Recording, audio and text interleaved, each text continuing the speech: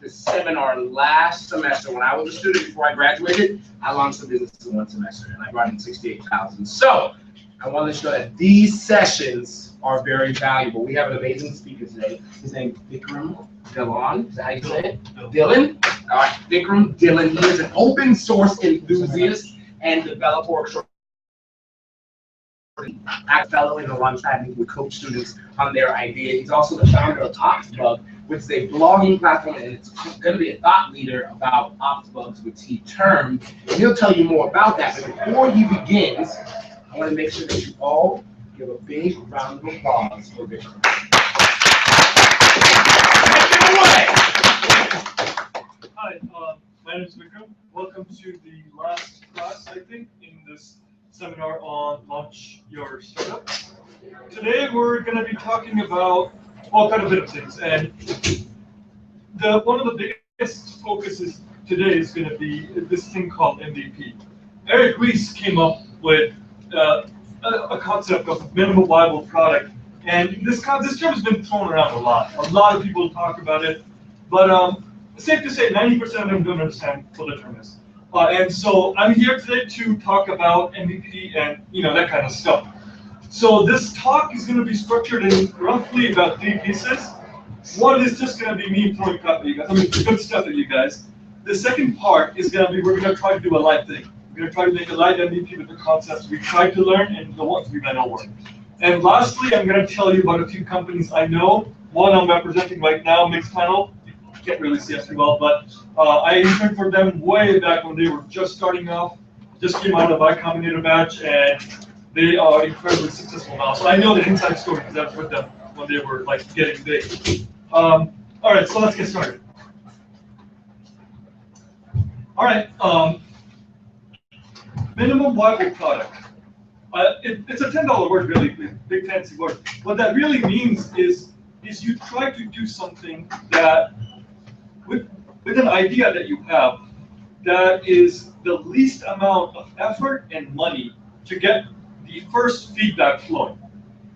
So in simpler terms, you're trying to get feedback on your idea as soon as possible. See, the philosophy before and the idea came out of Kent Beck's book called Extreme Programming. It's really a classic.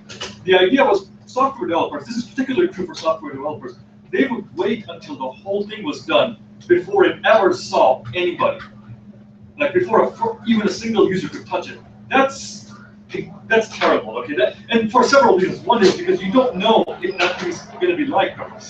And the idea behind the MVP, particularly behind some of these concepts and prototyping, and why we encourage this here at the Launchpad, is because we want people to realize, oh, getting feedback is so critical. I mean, anyone here who's been coming in here for advice, we tell you this over and over again. You need customer feedback. You need to talk to people. You need to get out of the building. This, one of the phrases we use. And the idea behind that is that we want people to know and understand what the client and the customers want. Because often, the reason a lot of startups don't do incredible and don't just blow up, like Airbnb, exploded in terms of growth so much that the founders were going to go bankrupt because they didn't have enough money to fill the orders and so on. But a lot of people don't get this feedback till later, and then they realize, oh, man, I built this thing that I thought was really cool, but actually people don't think it's really cool. It's just me who thinks that. That's very true for a lot of things. A lot of people build products because they think it's a good solution for them, and then they go to take that to build a company.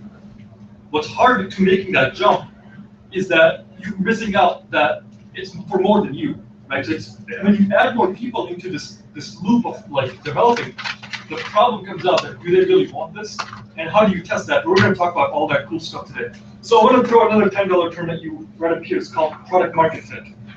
To understand what a MVP is, you can't get by without understanding this term. The meaning of the term is actually right in what it is. And product, so let's break it down, right? Product, which is the thing you build. Market, the people you're trying to reach. Fit, they're in sync. Mark Houston came up with this term to describe when you build a product that people love. And that's kind of the Y Combinator definition of it. It's very abstract, so we're going to try to obviously get into the more nitty-gritty details of it. But the product market fit is when you create the first version, you create the first prototype, it's complete crap, and that's how it's supposed to be. It's meant to be that amazing, right? You build it and you test it out.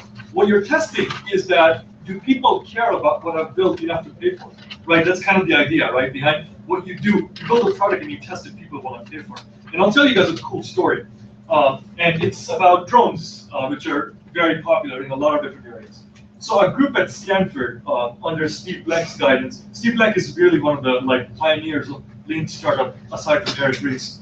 So these guys built, they were going to try to do this thing with agriculture. So you have to know, farms are huge now, right? So a farmer can't actually physically go through the whole farm and figure out what part needs irrigation, what part has too many weeds, so on and so forth, the problems they encounter.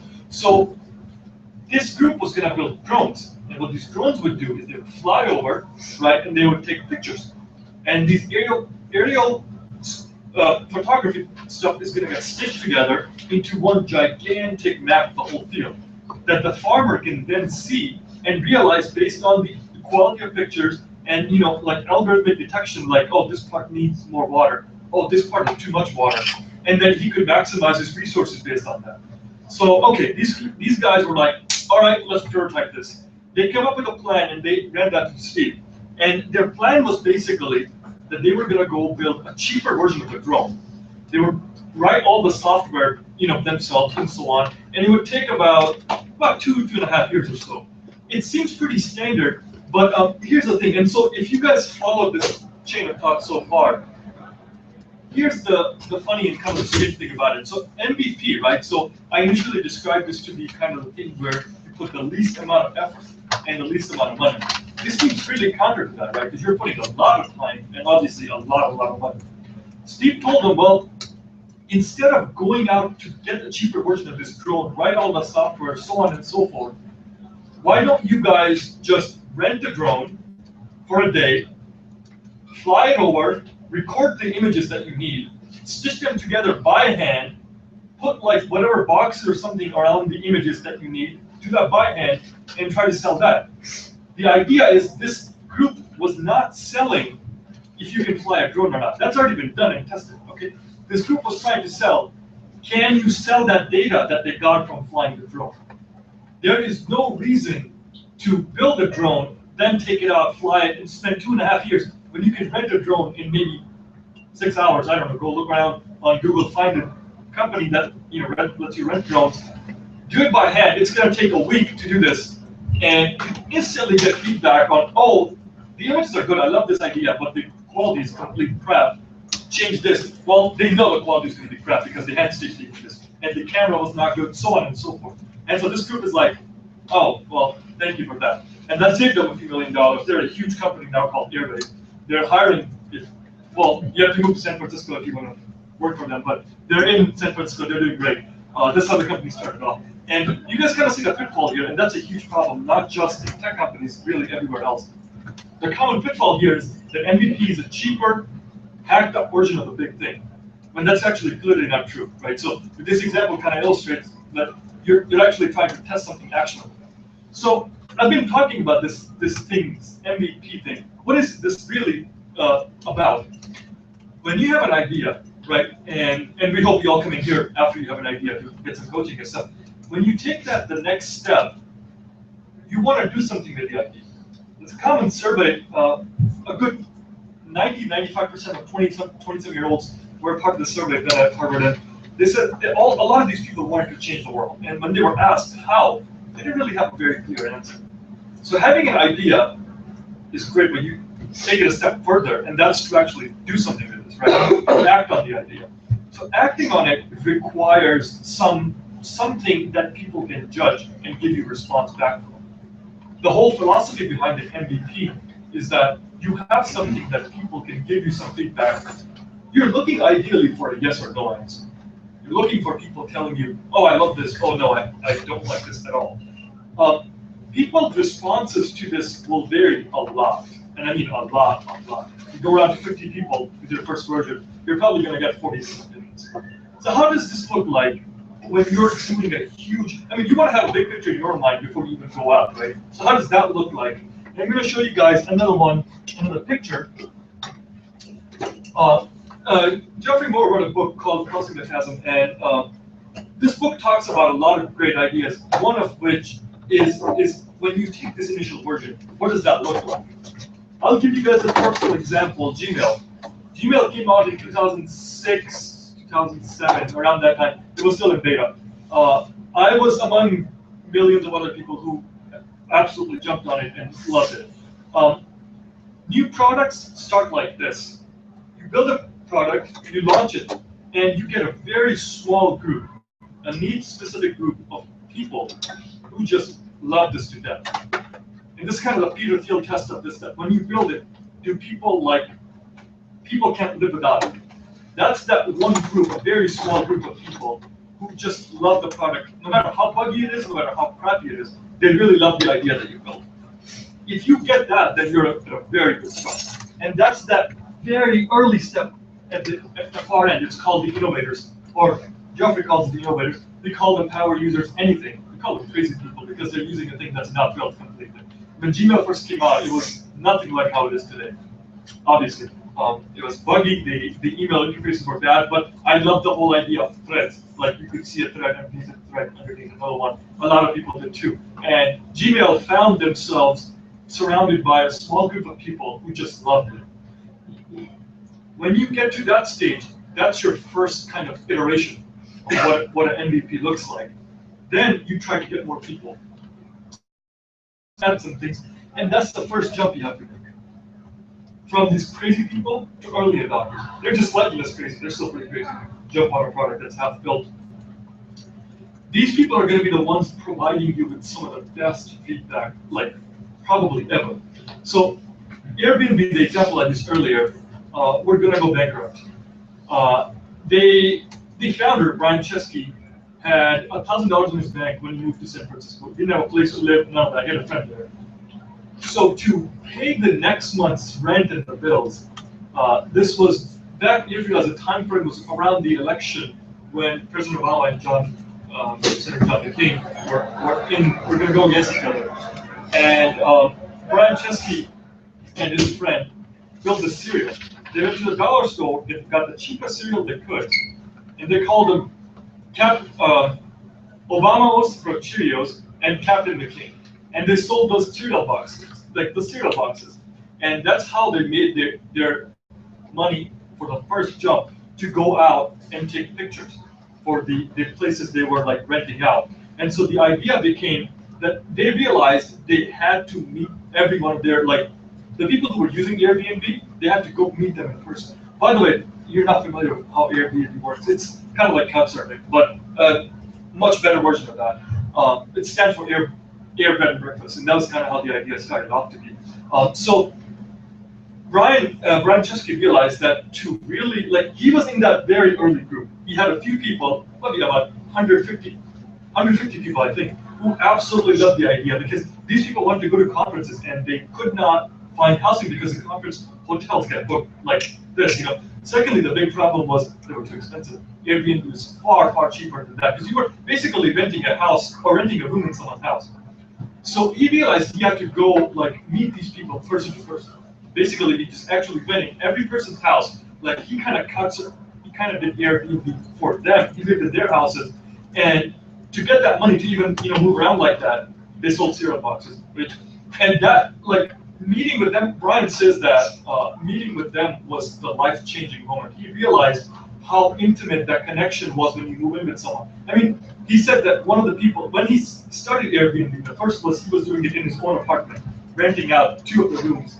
He met with someone, and later on he actually went to their wedding. I mean, that's how good friends they became over the time. So to make that jump from the early, very power users to the next level, you have to get that kind of connection, and that connection tells you how to improve a small product that you build.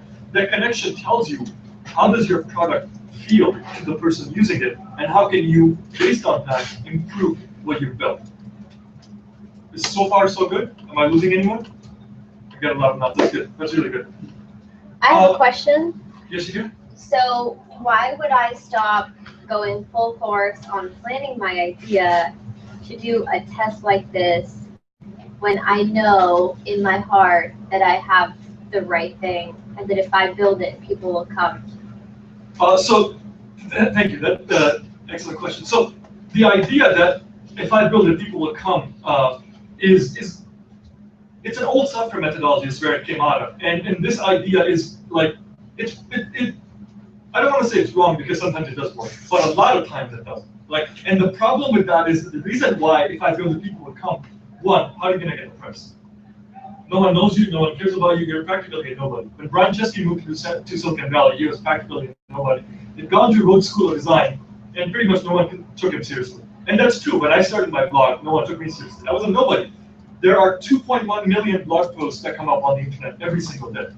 How do you differentiate yourself out of that? Well, it takes a long time. Anyway, that aside, my point is, the philosophy of if you build it, people will come is wrong because you don't know what people like. Sure, you might have an idea in your mind that someone else would say it, but Paul Graham loves to say that it's better to have 100 people love your product than a million say that, oh, I might use it. Because when the thing comes out and they have to pay, they're definitely not going to use it. And one of the big problems with this chain of thought is that the people will come, is that you don't have another thing. See, if you just rely on, I'm going to beg all my money on people will come, and if they don't come, you're bankrupt. There's no plan B, whereas in Lean Startup and kind of the idea of MVP is that if people don't come, that's expected. You expect a few people to come by. The way Google Ventures teaches this to people, they go on Craigslist and pay people $25.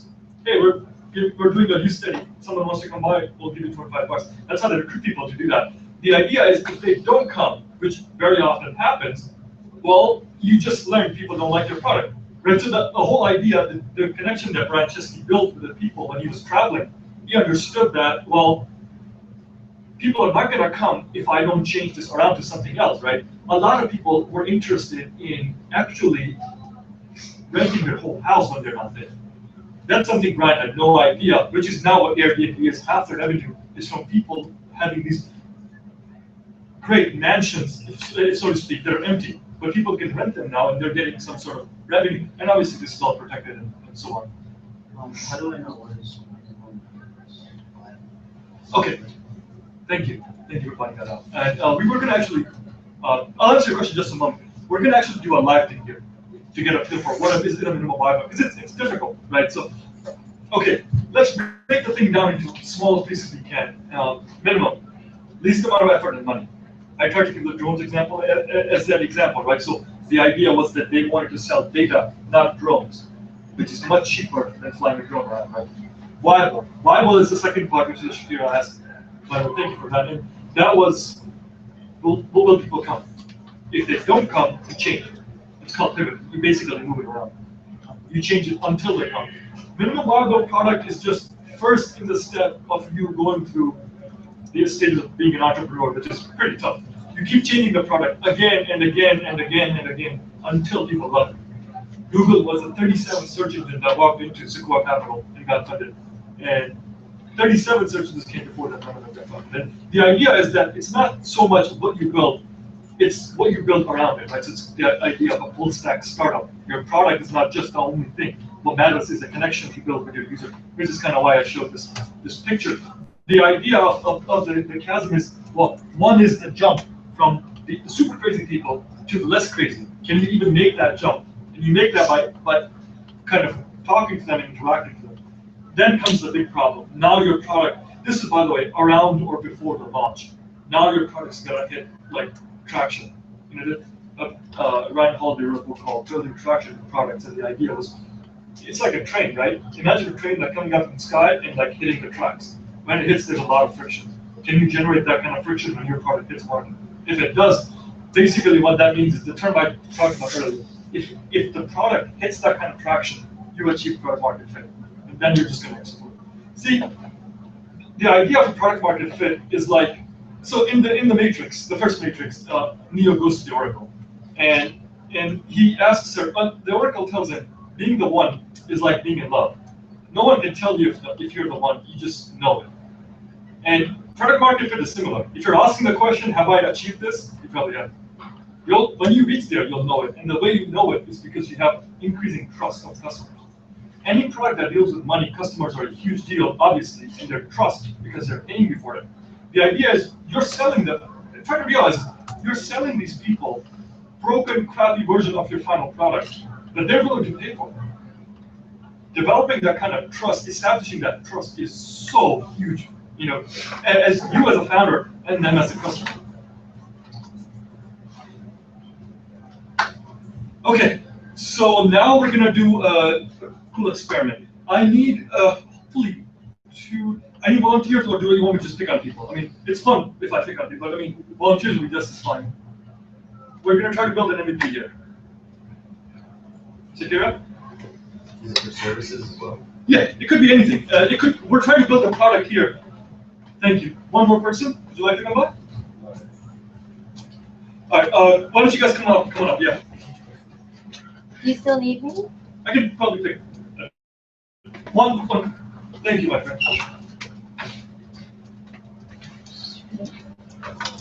Give a round of applause for those guys. Thank you for being the brave souls.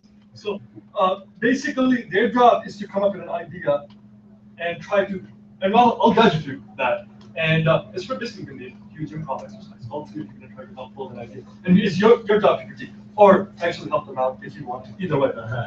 Okay, so we're going to build, what's up with you? What would you like to build? Just anything. Yeah, anything at all. Tech related? Sure. I think about this thing. How about we do something like the next app to take notes on? A note-taking app, right? Kind of like Evernote idea. All right, so we have some idea down. Everyone cool with that? Okay, so we're doing a note-taking app kind of thing. What would be the first thing on you guys' mind? Like, I'd like to go through each one, and you guys can tell me the stuff you. So the layout, okay. Simplify it.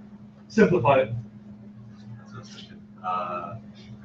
Simplify it, I guess. Make it more easily used. Easily used. So you guys are, for the audience, our three brave souls here, every one of them kind of recommended that the first thing to look at and kind of in your mind would be the layout and the design. So you kind of want to focus on how does this thing look and feel. Steve Jobs is famous for saying that design is not how something looks and how it works. That's kind of the same idea you guys are kind of bringing forward. Okay, that's great. So our new app is going to be like the next $1 billion. Like we're going to make a whole bunch of money on it. So how do we get this thing this thing started? What is going to be kind of the first like iteration of this? How is that going to look like? You need an app programmer to develop the app. Well, let's assume we already have those resources, but let's say you guys knew all the programming for it. What would be kind of the first version that you would take out? And how would you go out to the customers? Because that's kind of the idea, right? MVP and prototyping is reaching that and reaching feedback. So we have the LLC already, and we have the logo. Let's not worry about logos. Yeah, let's not worry about. I figure out the functionalities of it. What's it going to do differently than other? Thank you. So the idea that was brought up was that's the idea of differentiation, right? So there's a million note-taking apps. How are we going to be different? And so you kind of figured that out. But by the way, please feel free to jump in, anyone. Like that's totally cool. These guys don't have to be on the hot spot. It's gonna, like, I'm gonna feel bad for them doing that. Any other ideas? Anyone? What's the next thing? So we figured out some features that were different for. What else? What else could we do on? Maybe we could go about. I was gonna say things other people don't like about other. What they don't like about other. Thank you. So see that's kind of one of the main core things I tried to hit on earlier. That connection with the customers. So you could just go take an iPad with like a few apps on it already, right? Like 3 of the most popular note-taking apps. Just go around and I can be like, oh, hey, imagine I have an iPad. Hey, my friend, I have this iPad app, really cool app for note-taking. You want to try it out? And so, my friend here tries to do that and he tries to write on it. But he's like, man, this thing sucks, it's buggy, it's not sensitive, so on and so forth. I can't organize my notes. You as the founder of this new idea, guess what you're doing? Writing every one of them, taking notes on that. Because you now realize this guy hates that app. Guess what that means? That means money for you. It means good things for you, because if you make the right thing that they don't like, you'll obviously sell it to them. Like you already have one customer who's willing to buy it if you get a better version. So the next thing is, let's say we start to like prototype this app. how long do you think it would take before you actually go out and show like your first person sees it? No, just someone, yeah, some copy version of it. That's very fast if you can do it in 10 minutes. Maybe a month, 2-3 weeks. 2-3 weeks is about yeah. As long as it would take to make the first prototype. Yeah. Yeah. So Y Combinator does that for 10 weeks. Like you have to have a really good product. But for us, we think 2-3 weeks is like perfectly fine.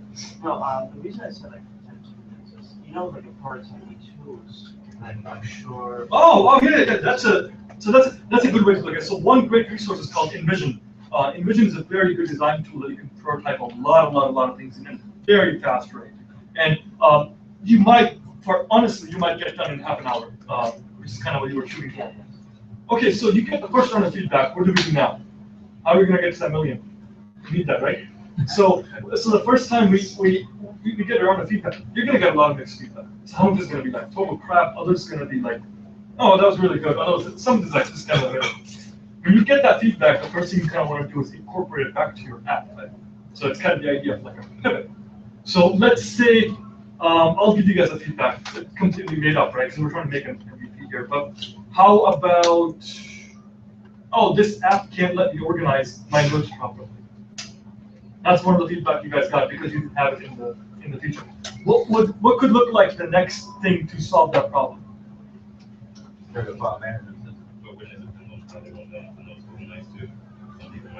Oh, good point. Good point. Yeah. Customize how you. Yeah. Okay, so that's one focus, to focus on the customization of the note taking. Yeah. So okay, so now it's like, let me just recap this real quick. So we had 3 of our friends who just the 3 co-founders who want to make the next amazing note taking app, and the next thing to jump on from that was that these guys showed it around, got some feedback.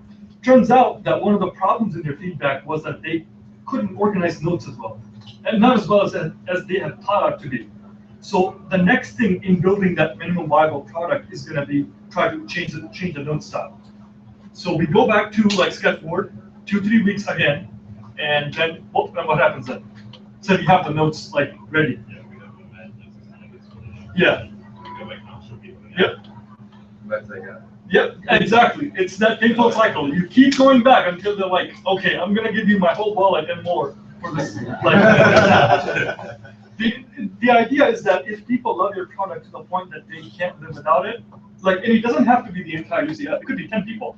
If you hear as much like, my God, I can't live without this product from 10, 20 people, you're already at that first stage. You're at the stage where you need to be. Like, that's like, damn. That's right there. Then, so like, you generally want to do 2 or 3 iterations. We already went through 2. Let's come up with one more thing. So we showed it to one of our customers. They found one more problem. What could be one more problem with the app? Slow. Glitchy and slow. Design problems, slow in terms of functionality. And drains battery. Man, you guys got a lot of problems with the app. So this time you got 3 problems, so you're gonna have to go back for 3-4 weeks. In the meantime, as you're doing that, now that you know some people really like your app, how about do a random sample? Go around and ask people, go like random people, like, hey, I have this lovely app, want to try it out? Right, so that's one way.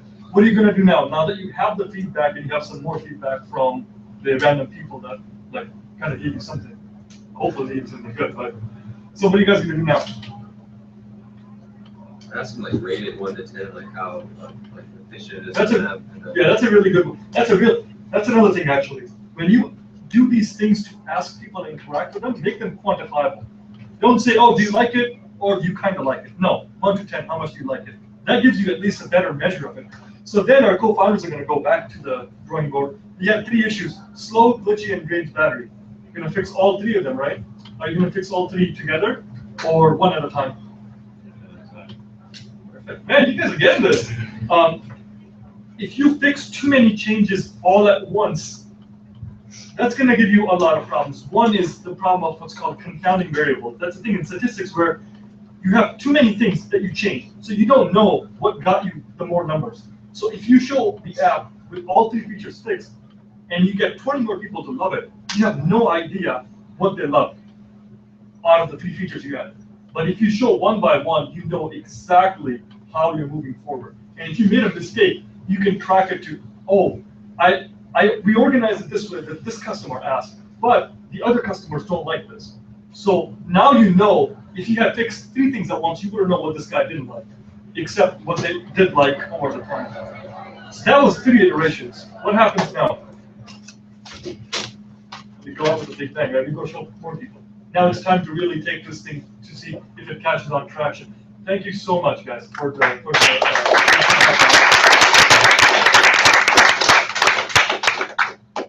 So let me try to do a recap of what we just went over. We just created an app with 3 co-founders, that's going to make a couple of $1 million at least before the IPO, and then the IPO would make another $3 million. So, so what did we just kind of go through? We went through actually quite a lot when you guys were up here. Yeah. No, thank you for coming up here. So we started off with an idea that we had. We had the idea of a note-taking app. We took the idea and we thought about, well, how are we going to go build this thing into a real thing, right? So one of the first things we tried to reach was some set of initial features, build it as fast as we can. Thank you for that recommendation. Using a design tool like InVision or something, and show people. Have pitch frequently and pitch often. Same things. Pitch a lot and pitch the different versions of it. So the people who were looking at this see, okay, I see how this is going. Another thing is actually growth. So when you grow up with a pet, you grow attached to it. Same way, your early users, the very early users, will grow up with how this app was developed over the time, and they'll grow attached to it. They really, really would love the product if you listen to what they say, right? And that's kind of the idea. Each of these iterations was an example of a minimum viable product that keeps on getting tested and tested and tested until you reach that term I said earlier, until you reach product market fit. Then, for us, it was 3 iterations. Reaching those iterations, you realize, okay, this is it. I have successfully built a product that people love. And then you start to reach out to customers, and you're like, okay, now they're not your regular customers. Not your early customer. Now these guys are regular. This is basically consumer internet type thing, right? So you basically go out and reach them. And then if your app really has all the cool things that it did, or that you mentioned it did, you're gonna take off. That will be kind of the way to go about it. As long as you see, here's the thing: if you're selling it to people, as long as you make it what they want, that's easy, right? Henry Ford, way back in the day, was they tried to describe, well, in a factory, what do people want? What's waste, actually, they tried to describe. Whatever the customer doesn't want is waste, right? In factory, it's pretty simple. You build a product, that's the product. Whatever is not in the product, that's waste. In an MVP, the same idea applies. Whatever the customers want is good. Whatever they don't want, that's kind of a waste. So you have to start with some small group of people who like your product, and then keep iterating. As you slowly start to, again in this picture, as you slowly start to increase the amount of people you get, you keep changing. And this second jump is absolutely critical, because by then you achieve more feedback. But what's important is, by this point, you're ready to hit the target approaches. Now you're okay, see that middle up there? That's when your app hits the market. And that's kind of what you're expecting. And that is what happens when products have a very good amount of feedback from the customer. And I think what's more important for us to realize is that it's not just important to take their feedback. If someone says, man, that app sucks, you're no. You can't just ignore that. You have to take it constructively and don't let it be personal. You can't ignore people, especially the ones who say your app sucks, because they care enough about it to tell you that the thing sucks, and they stop using the app, right? So to stop using the app, that means you gotta go back and fix something that was wrong with it. And that's huge. If you fix it, they might actually switch over to your app. Obviously, it's color differently or something, so they don't know it's the same whole boundary vision. But I mean, it's kind of the idea. So, and we already tried to do that. So I'm gonna try to talk about 1 or 2 really cool stories. One involving Mixpanel. One of the co-founders of Mixpanel basically was this guy was building a website, and he did not like he wanted to know how many people saw his blog, and he was man, I don't like the way Google Analytics does things to track people. So I'm gonna make my own.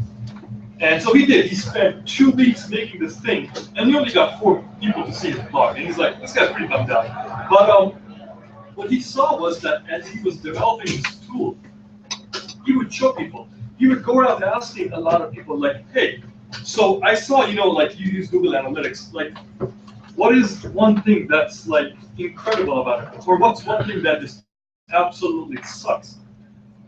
When I started to build my blog and build OpsBug, I emailed 50 people for one piece of advice. They all replied back, and guess what? I got 50 pieces of advice, practically for free. The idea is that when you reach out to those customers, these guys aren't even my customers, by the way. They're just readers of my blog who just come by here and there. When you reach out to the customers and people, the problem is that if you oversell, they're going to be like, oh, this is a marketing attempt, I'm not going to follow. But if you have this genuine, like, person type of thing, they're much more likely to reply back and give you good feedback. I've gotten feedback on my blog from so many people just because I reached out to them. And by the way, the minimum viable product for my blog was like a single post I showed to like 30 of my friends. They were like, oh, this sucks, dude. Like, you actually starting a blog like with that kind of writing? Come on now. And yeah, so I improved by then. And basically, a minimum viable product is, as I mentioned earlier, it's obviously the smallest thing, but it's the one thing that will tell you where you stand. See, like, building a startup, making a company, making a product is like walking in a dark mansion with lights turned off. You're basically going to keep stumbling here and there.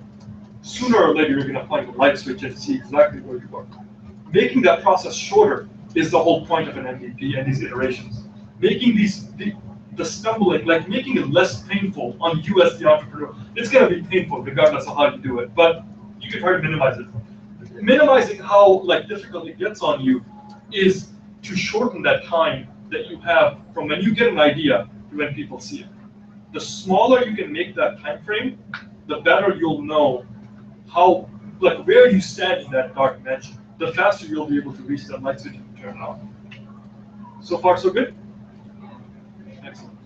And good enough. So I'm going to cover one more small case study, and then that will be kind of it. So the reason I did the note-taking app is because I want to talk about Evernote. Surprisingly, 1 or 2 of the things you guys mentioned were the same problems that Evernote had when they started off. So that was really cool. The app was slow and glitchy, and it also drained the battery pretty fast when it first came out. I think I heard. So Evernote came out like that, and that was one of the issues they had when they first released the version of Evernote. It had no organization features. Basically, you hit next note, and you had a list of notes. You could never see where it was organized and how it was organized, but basically just scroll through, keep finding them. And the reason Evernote took off so well was because of how easy it was.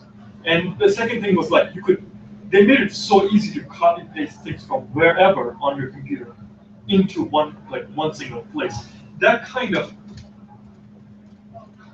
interaction was something that the customers requested. These people released their app to 7 or 8 of their friends and friends of friends or something, and all of them kind of came back and told them a few things. Evernote actually went through 4 or 5 pivots before to where they are now, and each one of them involved actually improving the app and releasing this feature. Who remembers when Evernote came out, super long ago? Yeah, and so back then when it first came out, it didn't have half the crap it did.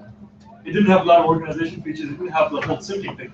That was actually another thing. Evernote realized their customers told them, hey, this is great and all. I see it on my computer, but what about my phone? I see nothing on my phone. I need something there.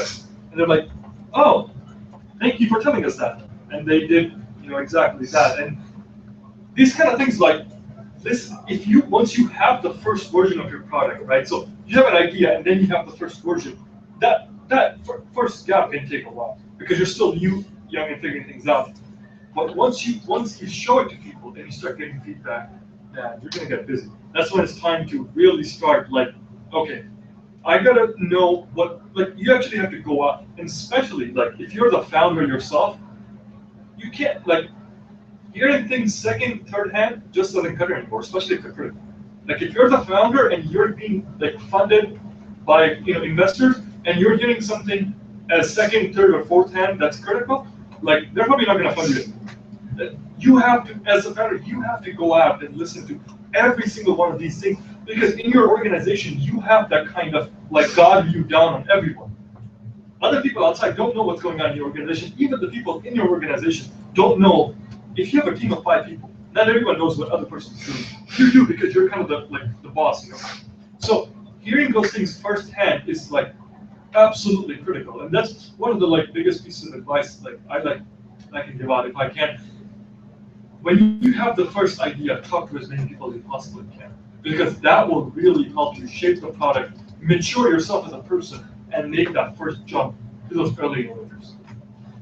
And that is about it. My contact information is up here. You can reach me for anything you want. Twitter is probably preferred because you have 140 characters. You can't write more than that. No, just kidding. My website has my email and everything. You can go and if you need to email me, feel free to reach me. I'm pretty good with email, so that's. Now we open the room up for questions, discussion, anything really. What's HubSpot? Oh yeah, yeah. So I talked about HubSpot. So I had this crazy idea a while back that I wanted to make a company to do well, initially it was going to be to. Oh, this is a fun story. We got some time to talk about it. So initially, the idea was to build a graphic design company. I started just getting into design. We were trying to see if we could use that to raise some money. That company failed miserably. 4 of my friends just left. They're like, "Oh yeah, you got schooled. Sorry, tough luck." And that thing flopped. It was great. I came in here for coaching a few sessions, and then the whole thing flopped, and I had to actually go through some surgeries and medical stuff myself, and so I couldn't keep that up. So I pivoted that thing around to something else. That started out from a graphic design to a blog. That was a pretty big shift. At some point, I wanted to do a magazine thing. I went to Barnes & Noble and saw how many magazines were there. I'm like, okay, I'm gonna walk back out. We're not doing a magazine. So then I went to do a newsletter thing. That was actually pretty successful. I got a lot of people to sign up for it. I got too lazy to send all the mails out. So I'm like, okay, not doing this either. So let's see what we'll do now, right? So my boss, Pam here, had encouraged me to start writing checks. She said, you have good ideas, start writing them. And that's how HubSpot came about. I'll tell what HubSpot is. Some of my posts, now, because I've been 2.5 months old, I think. I've been blogging for a while. And some of my posts get good amount of views. Okay, some posts I get 4 people see it, but there have been posts that I've written that got good 17, 18K views, you know. So that's been good. One of my posts was front page of Reddit for a while. Actually for a day or so, right? Wasn't it a day? Yeah, that was my biggest achievement. I took screens of it again and again. But anyway,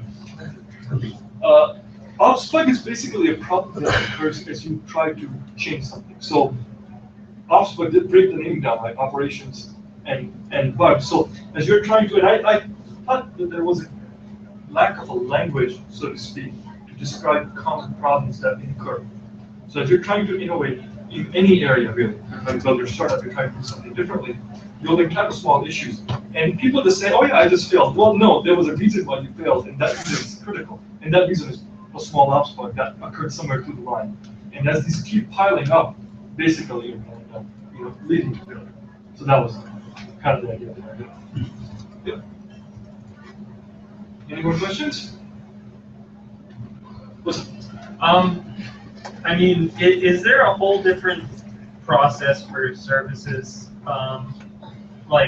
Because there's so many resources that at least I followed, magazines I've read, it's so product focused, but I feel like it's just as viable to have if you have a way to monetize the service, Services follow the SaaS model. Software as a service model. So services are actually a little easier than products because you have a guaranteed subscription-based payment, revenue generation system. So almost everything I said today applies to products and services. There's hardly any difference. I don't think. I mean, maybe obviously minor differences are always going to come up in so how you do services versus how you do products. In the end, a service is basically a product extended, right? You're just selling them again and again and again because they're paying for each month or something. Because I've read any retail, even retail is considered a service by startup. Crowds. So it depends. The definition is really different for a lot of different reasons. So retail is a service, no doubt, it's a service. But the way you handle it, retail could be a product too. Right. It all comes down to the person selling it. They could treat it how they want. Well, it's brand as a product. Exactly. Yes, sir. Your Reddit post that was on the front page, what was it about? Linux kernel. I'm an old kernel developer. I've been coding for I don't know how many years. I was an old developer for ACPI, the sleep and wake states. ACPI is just I don't want to get into that. That'll be too much sidetrack. So so now that you guys are here, you kind of learned about MVP, what to do next, right? So it's like, well, you just hit me with a whole bunch of stuff. Like, what am I going to do now? What resources can you take out of this? One is InVision. It's a great designing app. I have about 10, 15 minutes left, and I want to take the time to give you guys some resources and by the way, if anyone is like write them down and you don't have one of the resources, reach me there. I'll send you those. I'll make a blog post and like send that somewhere, and you guys can read it.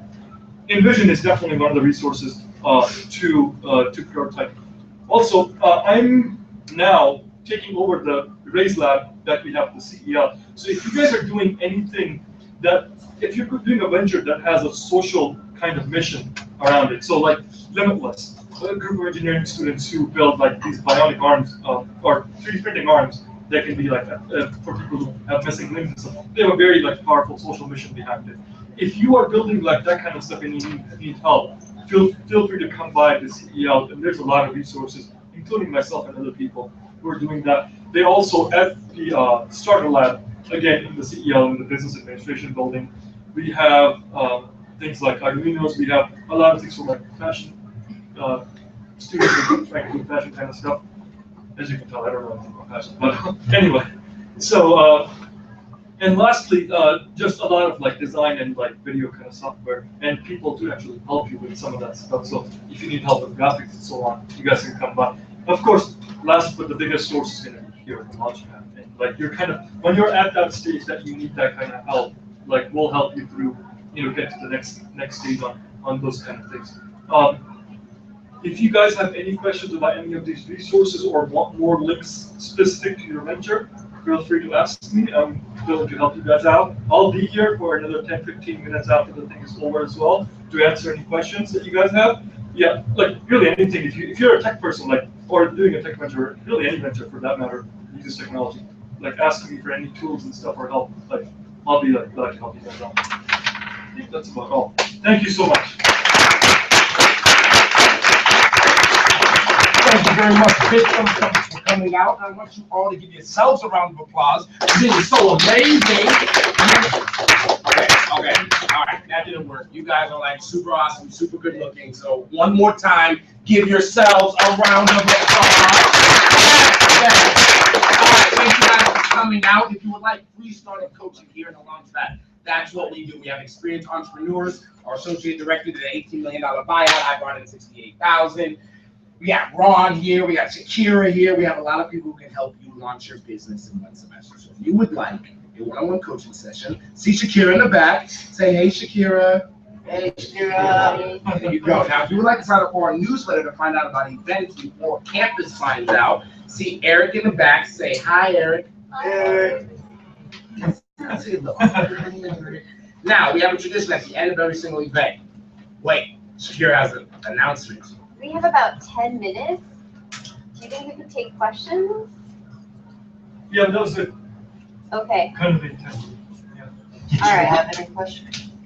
I didn't have any, but we usually take questions before we do this, so I don't know. I'm Did confused. anybody have any questions? I apologize. No, I didn't have a question. You know what? Yeah, there we go. I'm There we go. How long did it take for your MVP? Before, I mean, obviously you pivoted a lot. How long do you think your time spent was? Actually, 3 days. How many? 3 days. 3 days? Yeah. I put the website up and had the first thing up and running in about 4 days maybe. Was it 3 days? I think so, yeah. You went crazy with it. Domain and everything? Yeah, it was 3 days. You bought the Yeah. So my website's different. Like I actually wrote the whole blogging engine. It doesn't use WordPress or anything. Like I built the thing from scratch up. I only have to pay $12 for like 2 years of hosting, so that's kind of nice and like it's pretty cheap. What's up? Just to piggyback, you said you wrote the posting engine yourself. Do you think there's a benefit to doing that? Because like I'm familiar with WordPress. Like I have a very light code background, and most of what I do is interfaces of like already existing softwares and design. So there were 2 reasons why I wanted to make it. One was my ego. I felt amazing every time I go on my blog. And the second reason was just to learn. I had no idea of this tool called Jekyll. Actually, basically, anyone, how many people are familiar with GitHub? So basically, GitHub allows you to host for free. You can use GitHub to host your blog for free using a tool called Jackal. I had never heard of Jackal. I had never known how it's used. There's a common thing in I read a lot of blogs. Okay, I've been reading blogs for 6-7 years and read a lot of posts. So people were talking about, and in the end of their blog, they would have this thing called "I blog like a hacker. Here's my source." I'm like, oh, that's cool. What the hell is this? So I click there and I go to a site, and that's Tom Preston-Werner, who is one of the co-founders of GitHub, created Jackal as a tool for like developers to kind of show off their blog and their skills in coding completely separately from all other blogging. Because every WordPress site roughly looks the same because in the end it's got, oh, team made by X, Y, and Z.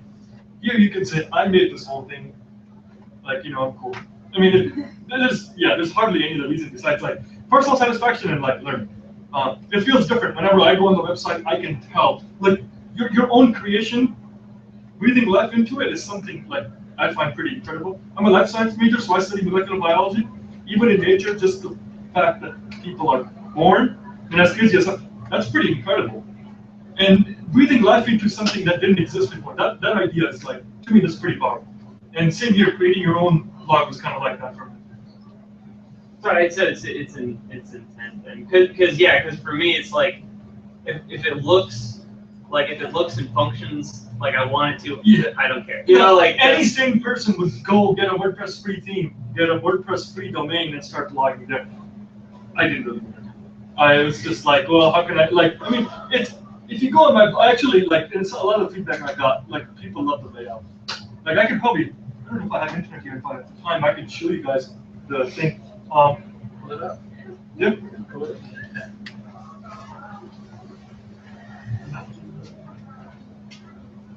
While you're doing that, I had a question about the that website that you gave out. I checked it out, the one for InVision? Yeah. Yes. What exactly is InVision? Is it free? Yeah. It allows you to rapid prototype, and it's not just design. You can actually go as far as like even making the screens for your app. You can click on the things and like actually have it design it and whatnot. It's pretty much everything except the code. Like that's how it sounds like. Do they keep the information? Yeah, how does that work? Because if you store something on Google Drive, technically Google owns it. Yeah. Well, I mean, it's still your information. They're not going to be like, oh, we want a part of this, like, startup, whatever. But they're not going to get it. Yes, the information is still like, okay. Because now you have to sign up to use InVision. So just check that out. Yes, you do. Up. Yes. You have to create an account. So does the, like you said, like John's question. InVision does not own anything. Okay. Yeah, I read through that much. I don't think they own anything. You should read the terms and conditions. Yeah, still check it out. Yeah, no, definitely. Because don't just go by my word, but I've been using InVision for a while, so I know InVision does not own any of your data. If you do something illegal, yeah, they'll take you down, like in a heartbeat. So don't do that. So I know some people in the security team. They'll take you down faster than you can be like, oh man, I screwed up. It's a troubleshooting. Website. It's probably better. Yeah, okay. A little better because it's already like maybe. Thank you, sir. No problem. Thank you.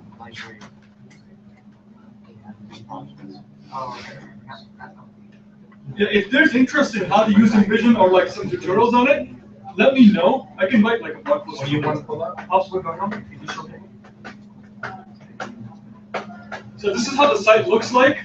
Me being crazy, the site loads in 200 milliseconds, which is faster than 99% of the websites on the web.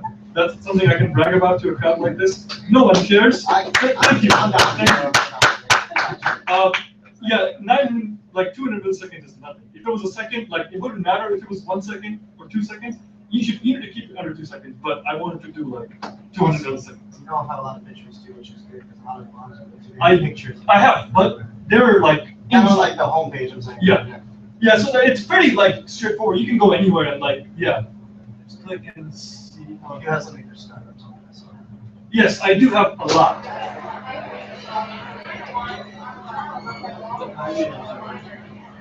Jackal is written in Ruby. Actually, that reminds me of a really good point. There is a place called CloudSpace that's a little down from here. They're having Ruby meetups, and the next meetup is like 28th or 21st.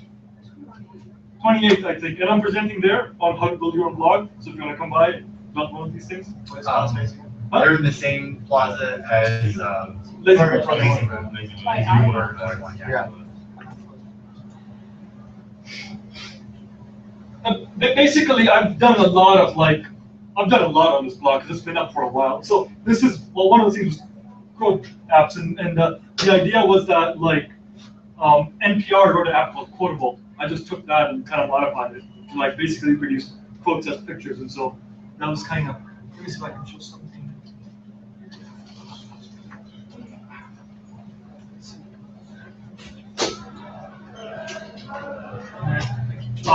Right, thank you. No, it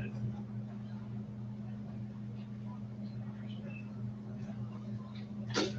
This is, by the way, one of the like cool things. So I'm on Twitter, as I mentioned my Twitter handle before.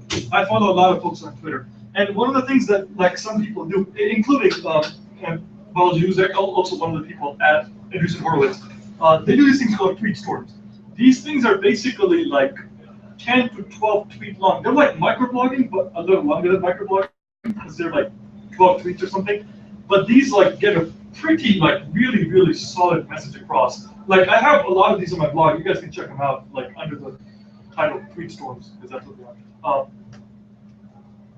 Basically, thank you for scrolling down. It's relevant. So basically, I just embed all their tweets like kind of in order going down, and like you can see, and if they attach pictures, you can see them. And you kind of get an idea of like what they're talking about, like that, so on and so forth. The big thing that came out of like me making this blog was I followed someone called Coding Horror, Jeff Atwood, who also created Stack Exchange, and he said that for anyone, and this is by the way true for almost everyone in here, if you're doing graduate school, if you're going to professional school, myself included, if you're working on a venture, if you're working on an idea, if you're working on writing, you need to start blogging. Like that's, it's no longer just like, oh, I might want to start a blog. No, you should definitely, because when you go to conferences, I go to a lot of conferences being in academia. When you're talking, like everyone's talking about the same boring crap. Oh yeah, what did you eat last night? No, like oh hey, I blogged at X, Y, and Z and I talked about this. Instantly, you're kind of center of attention. You don't know what kind of connections that brings. It's helped me out in the past. Having that kind of online presence is absolutely like necessary and incredibly important. So if I can get you guys to do one thing today is like go on Medium, medium.com. If you have a Twitter, you can link your Twitter account and start blogging in like less than 2 minutes. You don't need a fancy blogging engine. You don't need to write your own thing. You don't need anything. Medium.com and go start writing. Write about anything. It doesn't matter if no one sees it. It doesn't matter if your writing's crap. Just write. What's going to happen is 2 weeks, 4 weeks, 8 weeks, your writing is going to get good. And writing is incredibly important. How many posts do you recommend per 6 per day? per week. 6 or 7, if not more. Yes, John. How many posts do you have backlogged? Or 2. I write when I'm inspired, and when I do feel I write something, and it's find a posting schedule and stick to it, or stick to it. Stick to it. I write 6. You don't have to write 6. You can write 5. 5 is the absolute minimum.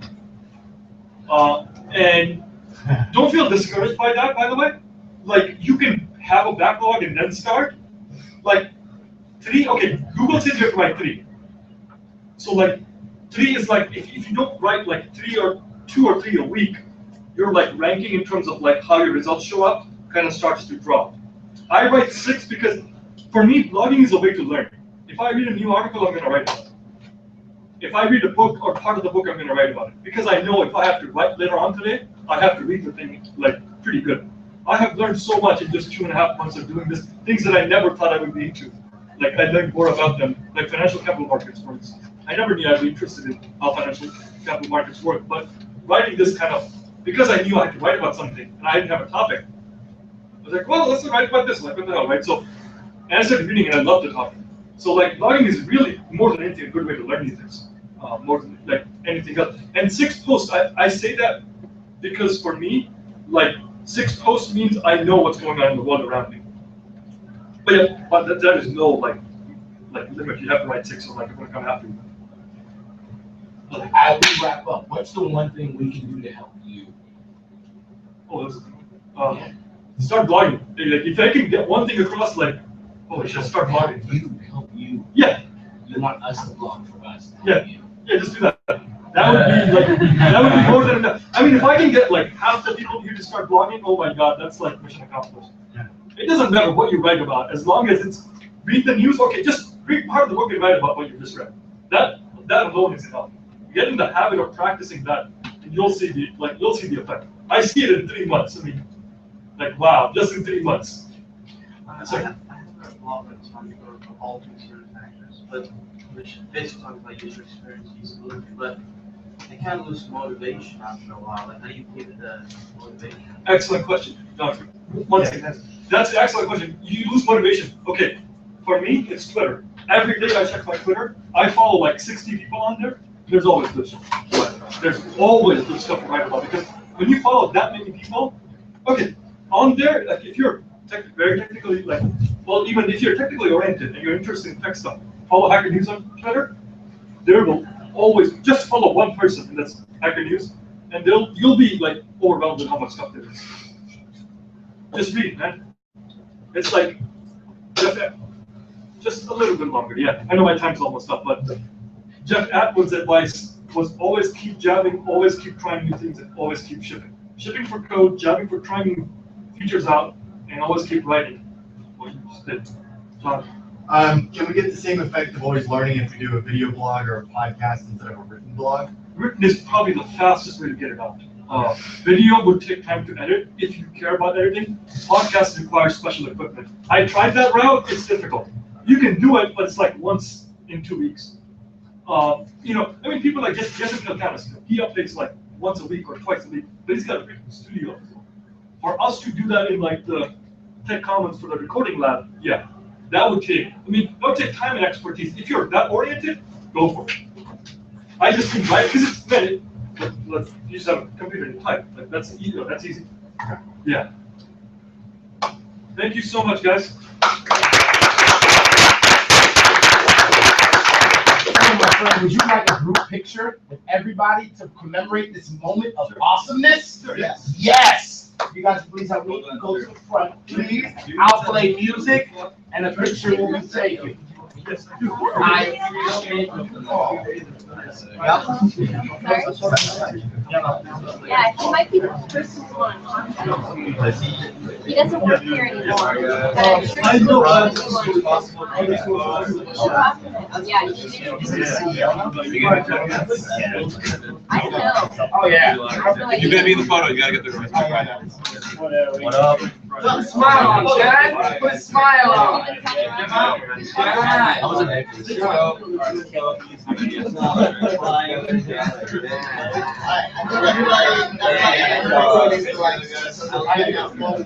Yeah, we have a rule. Shoulders must touch. It's awkwardness. Awkward shoulders. Shoulders must touch. Everybody in the front, take a knee. If it touches your shoulders, you're doing it right. All right, if possible, take a knee. There you go. Or you can give up the shoulder. Hey, look at this. I like that.